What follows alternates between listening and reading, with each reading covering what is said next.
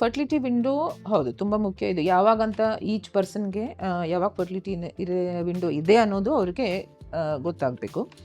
So basically fertility window ಅಂತಂದರೆ ಯಾವ ಟೈಮಲ್ಲಿ ಎಗ್ ದೇಹದಲ್ಲಿ ರಿಲೀಸ್ ಆಗುತ್ತೆ, ಅದು ಎಲ್ಲಿವರೆಗೆ ಇರುತ್ತೆ ಅಂತ. ಸೊ ಈಗ ಫರ್ಟಿಲಿಟಿ ವಿಂಡೋ ಕರೆಕ್ಟಾಗಿ ಗೊತ್ತಾಗಬೇಕು ಅಂತಂದರೆ ಒಬ್ಬ ಮಹಿಳೆಯರಿಗೆ ಪೀರಿಯಡ್ಸು ರೆಗ್ಯುಲರ್ ಆಗಿರಬೇಕು.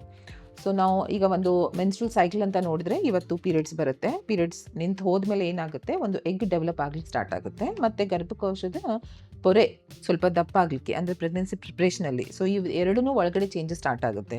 ಸ್ಲೋ ಆಗಿ ಒಂದು ಎಗ್ ಗ್ರೋ ಆಗ್ತಾ ಹೋಗ್ತಾ ಆಗುತ್ತೆ. 2 ವಾರದಲ್ಲಿ ಅರೌಂಡ್ 14 ವೀಕ್ಸಲ್ಲಿ ಆ ಎಗ್ಗು ರಿಲೀಸ್ ಆಗುತ್ತೆ ಗರ್ಭಕೋಶದಿಂದ. ಆ ಟೈಮಲ್ಲಿ ಅವರು if there is an intercourse then pregnant ಆಗೋ ಚಾನ್ಸಸ್ ಇರೋದು.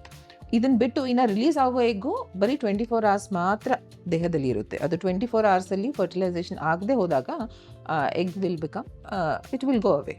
So that is the fertility window ಅಂತ ಹೇಳೋದು.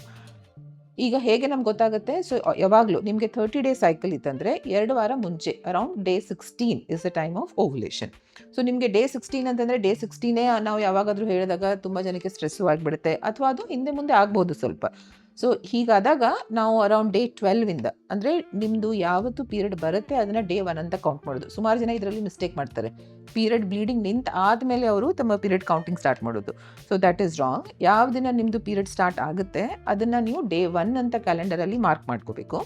ಅಲ್ಲಿಂದ ನೀವು ಕೌಂಟ್ ಮಾಡ್ತಾ ಹೋದಾಗ ಅರೌಂಡ್ 12th ಡೇ ನೀವು ಟ್ರೈ ಮಾಡಲಿಕ್ಕೆ ಸ್ಟಾರ್ಟ್ ಮಾಡಿದ್ರೆ, 11th ಅಥವಾ 12th day once in 2 days alternate days ಕೂಡ ಟ್ರೈ ಮಾಡಿದ್ರೆ, ನೆಕ್ಸ್ಟ್ 1 ವೀಕ್ವರೆಗೆ ನೀವು ಟ್ರೈ ಮಾಡಬೇಕು. So that is the fertility window.